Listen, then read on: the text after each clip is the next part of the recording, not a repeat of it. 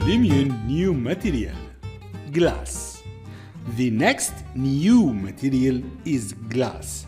Let's select our glass object here, go to the material library, new, and glass.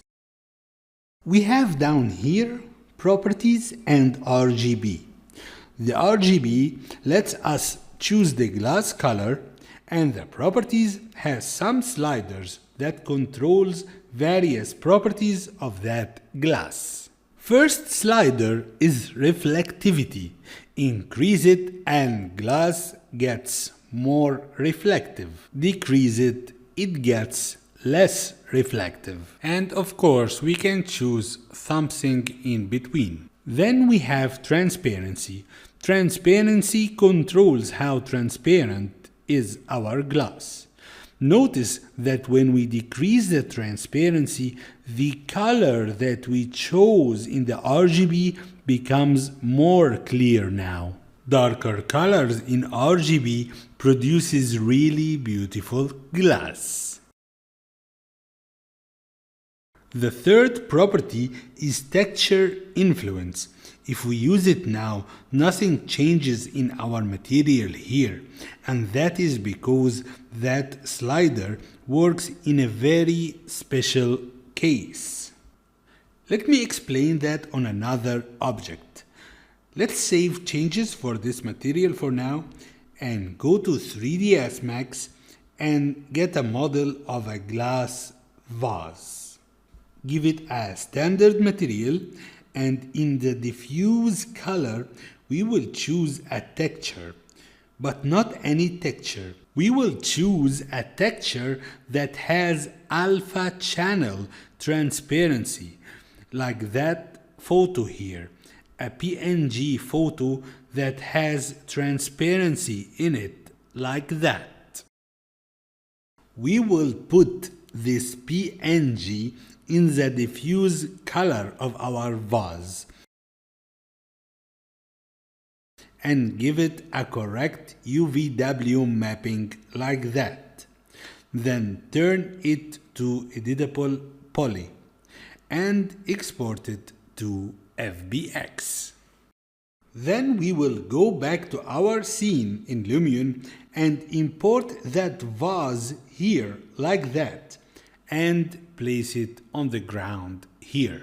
Let's go to materials and select our vase.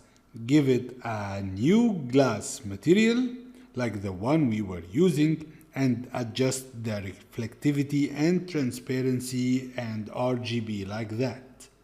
And now we can use the texture influence and see its effect. Let's increase the texture influence like that, and now the vase bottom become red and more opaque, and the top becomes more transparent.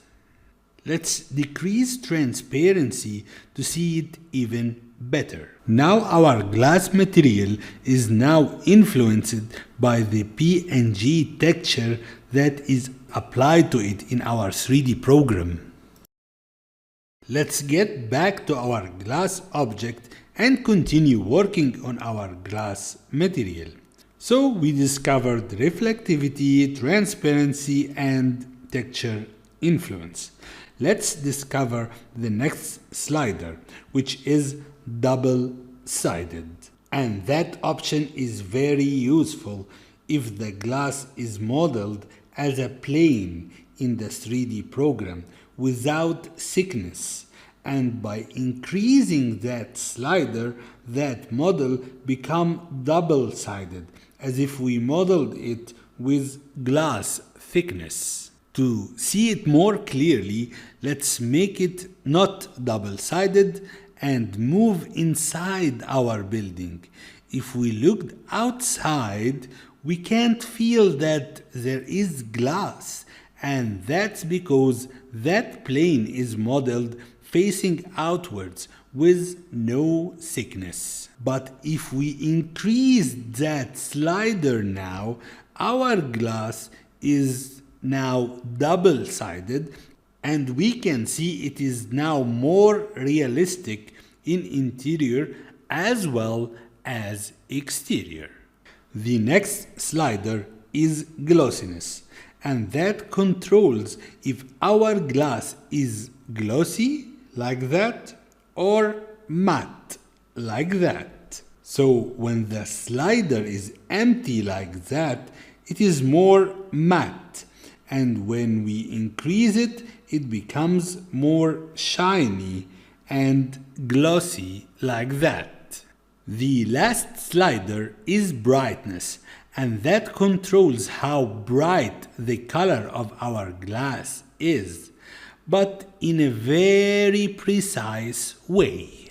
Let's see it better by changing the RGB color to blue, and by moving that slider, it changes the brightness of the color, but very precise, like the last adjustment of our color. And by combining the adjustments of all those sliders, we can make a pretty nice and realistic glass materials. And that's all about the glass material.